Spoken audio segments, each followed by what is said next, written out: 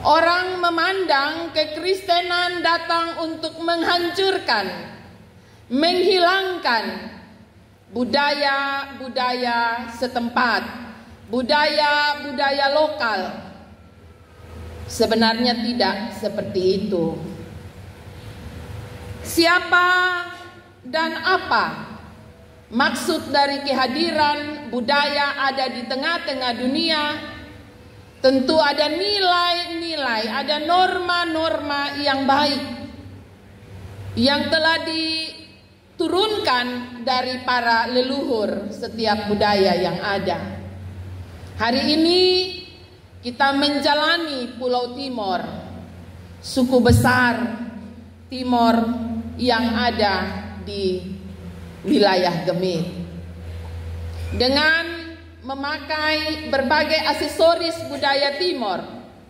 Mari kita melihat bagaimana perjumpaan kekristenan dengan budaya yang ada. Bagaimana perjumpaan Yesus dengan budaya yang ada. Saudara-saudaraku yang kekasih, bacaan kita berbicara tentang sebuah adat istiadat budaya yang ada di Yahudi, tentang orang mati dan tentang kuburan. Bagi orang Yahudi, kuburan itu mestinya berjarak kurang lebih 25 meter dari rumah terdekat. Bagi orang Yahudi, kuburan itu suci sekaligus najis. Kenapa saya bilang suci? Karena biasanya bangunan kuburan orang Yahudi megah, bagus sekali. Tetapi banyak orang Yahudi yang tidak boleh mendekati kuburan. Karena kalau mendekati kuburan, mereka harus dinajiskan. Mereka harus mencuci tangannya berulang-ulang kali, baru mereka ditahirkan. Dan karena itu bacaan kita ketika berbicara tentang kebangkitan Yesus, ada sesuatu yang berbeda, cerita yang berbeda tentang budaya-budaya Yahudi yang ada. Seorang perempuan yang datang ke kuburan pada hari yang ketiga itu tidak diizinkan. Karena dalam budaya Yahudi ada 7 hari yang disebut Ziva. Itu orang-orang Yahudi yang kerabatnya meninggal, mereka ada dalam satu rumah tertentu, dan mereka ada dalam berkumpul untuk saling berbelasungkawa, berbagi duka. Karena itu pada hari yang ketiga orang belum boleh pergi ke kuburan. Ini satu budaya yang sudah ditabrak ya oleh Maria Magdalena. Pada hari yang ketiga ia pergi ke kuburan. Kenapa ia sendiri pergi? Karena dalam budaya Yahudi ada 7 hari orang ada di dalam satu rumah tertutup dan mereka saling berbagi duka. Itu sebabnya laki-laki Yahudi, dalam hal ini para murid-murid, ada di rumah-rumah tertutup. Saudara-saudaraku yang kekasih, Maria sebagai tokoh yang menabrak tradisi Yahudi ini. Mengapa ia melakukannya? Karena ia memiliki cinta yang besar kepada Tuhannya.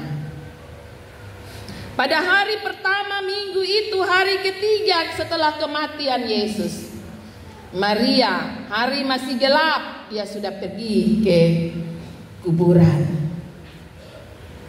Tetapi ia juga masih memegang tradisi yang sama. Ia juga takut. Karena itu catatan Alkitab mencatat ia duduk di luar. Ia hanya menangis dan menjenguk ke dalam. Ia tidak berani masuk ke dalam. Ya, ia duduk di luar. Bacaan sebelumnya cerita tentang kebangkitan Yesus ketika Maria Magdalena melihat kubur terbuka dalam perikop pasal ayat 1 sampai ayatnya yang ke-10.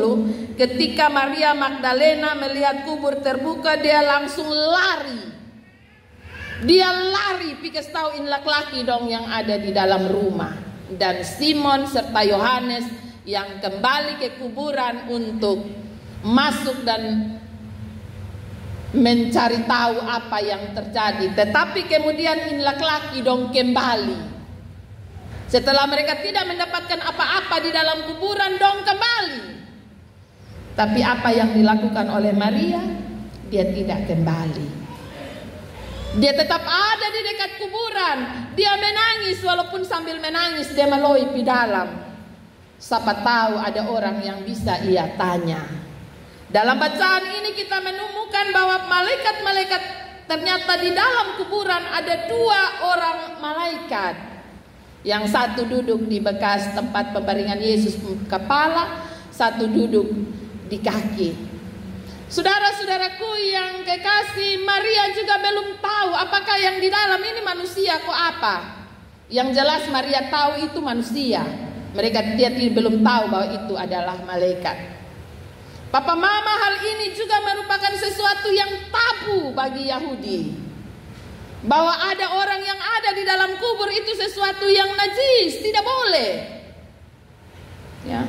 Tetapi malaikat-malaikat ada di kuburan. Kenapa? Mengapa malaikat-malaikat ini harus ada di kuburan? Sebenarnya ini mau menyampaikan pesan yang kuat. Bahwa sebenarnya di kuburan itu sudah tidak ada apa-apa lagi. Tidak ada yang perlu dinajiskan lagi. Kalau di sana tubuh Yesus tidak ada lagi. Dalam kuburan kita masa kini juga, walaupun di dalam masih ada jasad, masih ada tulang belulang, tapi sesungguhnya sudah tidak ada lagi. Orang percaya sudah ada di pangkuan Abraham. Saudara-saudaraku yang kekasih, karena itu pesan ini mau menyampaikan bahwa di kuburan itu tidak perlu ada yang ditakutkan. Di kuburan itu bukan sesuatu yang najis. Saudara-saudaraku yang kekasih dalam kasih Tuhan kita Yesus Kristus, kemudian malaikat itu bertanya kepada Maria, "Mama, mengapa engkau menangis? Mengapa engkau menangis?" Pertanyaan ini datang 2 kali, dari malaikat dan dari Yesus sendiri. Ketika Maria masih menangis di luar, Yesus muncul dan Yesus mengatakan, "Ibu, mengapa engkau menangis?" Kenapa kata ini sampai terjadi 2 kali? Karena ketika orang menangis, air mata menutup matanya. Dan ia tidak dapat melihat apa-apa lagi. Dia tidak dapat melihat kebenaran. Bahkan dia tidak dapat melihat kehadiran Yesus di dalam hidupnya.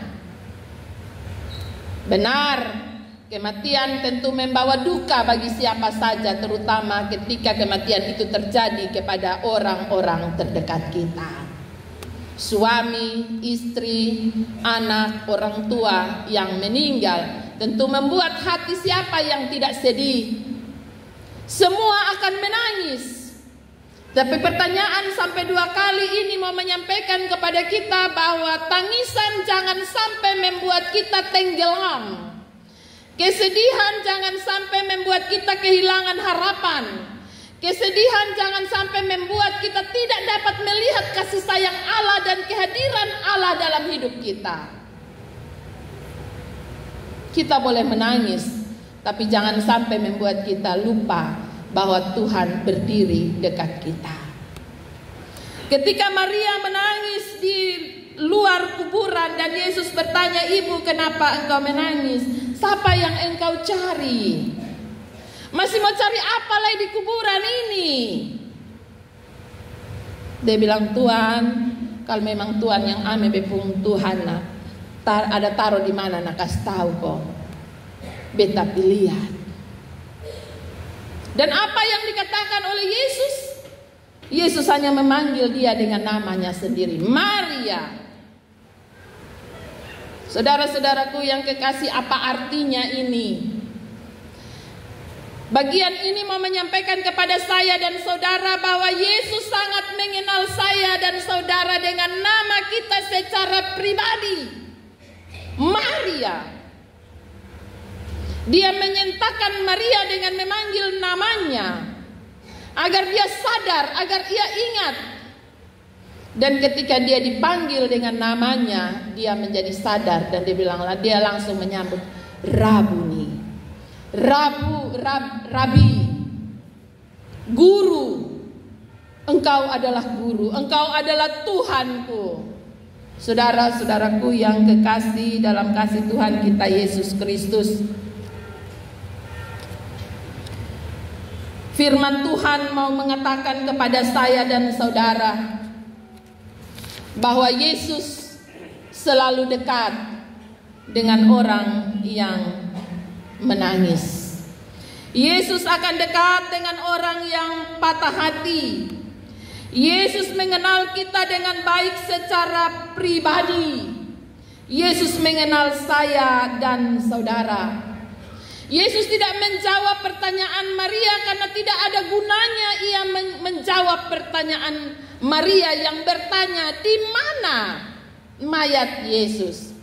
Dia tidak merasa perlu untuk menyampaikan hal ini. Ia hanya mau menyentakkan Maria dan mengingatkan Maria akan bagaimana ia mengenal Maria, dan Maria pun harus mengenal dia dengan baik. Karena itu ketika dia memanggil nama Maria, maka Maria langsung mengenal Tuhannya, dan ia langsung menyapa gurunya dengan bahasa Ibrani, Rabuni. Saudara-saudaraku yang kekasih dalam kasih Tuhan kita Yesus Kristus, Yesus yang bangkit adalah Tuhan yang hidup dari antara orang mati. Penyembahan kepada Tuhan yang hidup di atas orang mati, dari antara orang mati, menolong saya dan saudara untuk memiliki pengenalan yang benar kepadanya. Kita tidak saja mengenal Yesus yang memiliki sejumlah mujizat. Kita tidak saja mengenal Yesus yang mati seperti orang lemah di atas kayu salib, tapi kita pun memiliki Yesus yang bangkit dari kematian. Hari ini kita belajar dari budaya orang Timor. Perempuan dalam budaya orang Timor telah mengalami pergeseran makna. Perempuan sebenarnya dalam budaya orang Timor menempatkan perempuan sebagai pemilik kehidupan. Perempuan biasanya disapa dengan bi atau bife. Sebenarnya dia memangku kehidupan itu sendiri. Bagi orang Timor, sapaan bi adalah bagaimana ia memangku marga atau klan, di mana ia menghadirkan sejumlah keturunan bagi marga tersebut. Karena itu sebenarnya bagi orang Timor, bagi suku Dawan, perempuan menempatkan posisi yang terbaik. Itu kenapa di dalam urusan perkawinan yang paling repot adalah keluarga laki-laki, karena harus memenuhi adat dari keluarga perempuan. Kenapa demikian?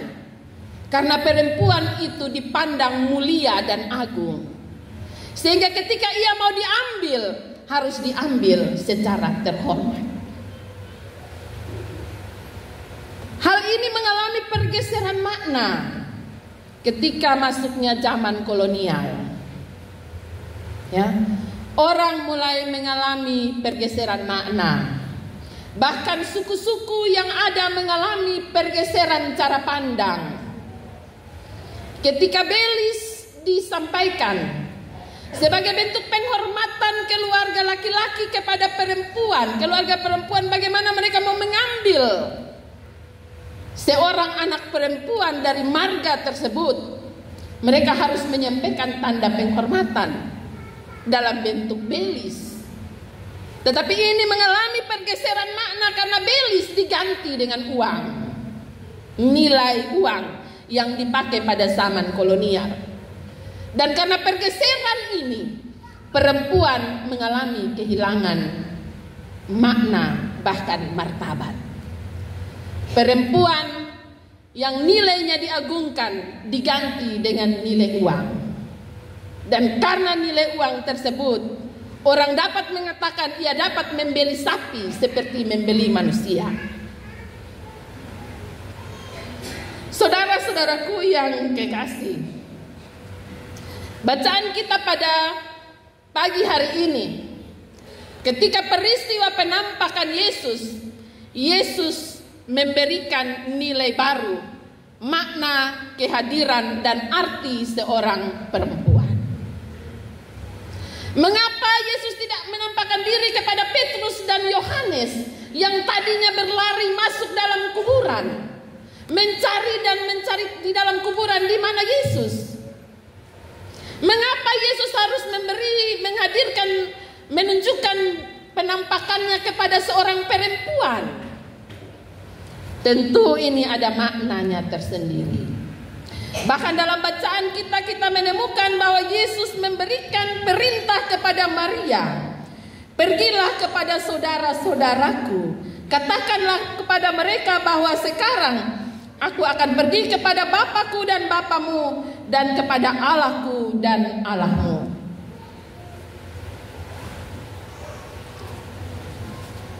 Yesus mau menyampaikan kepada dunia bahwa perempuan pun punya tanggung jawab yang sama.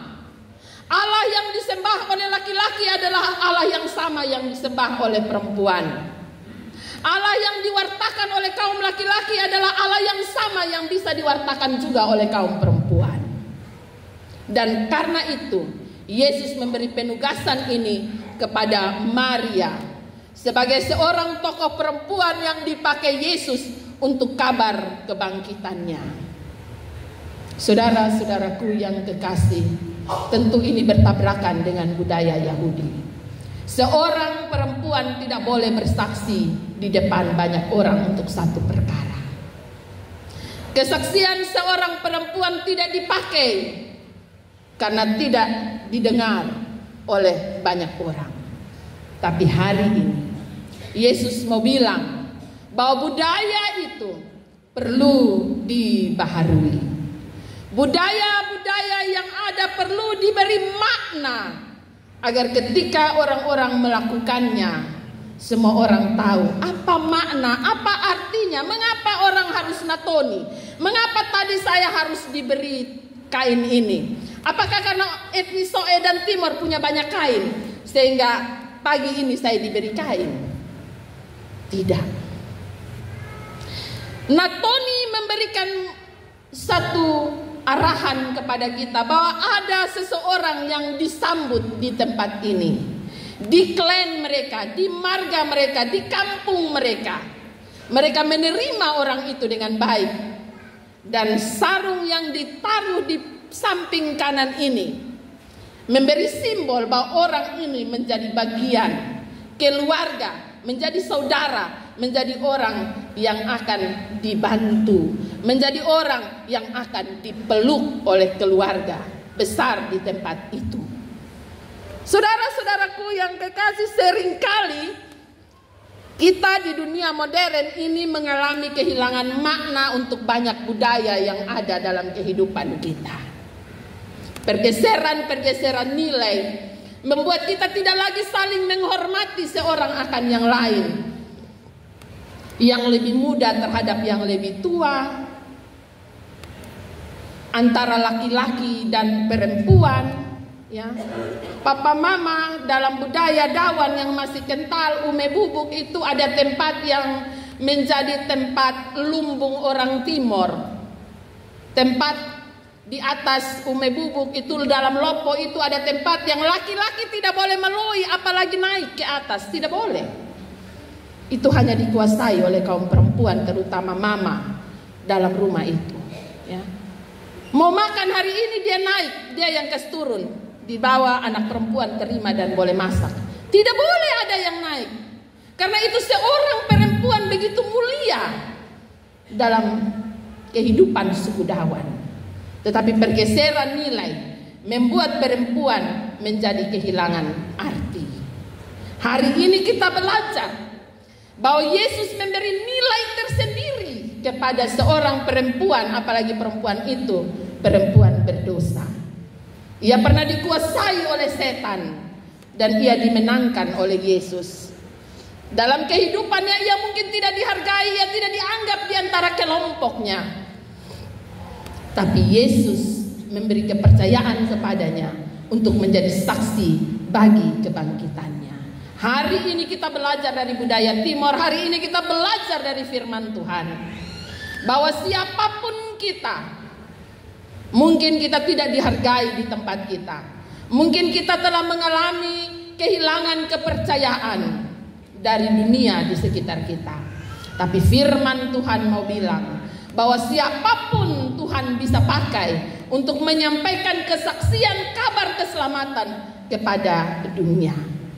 Kita harus tahu bahwa Allah Dia adalah Allah kita, Tuhan Dia adalah Tuhan kita.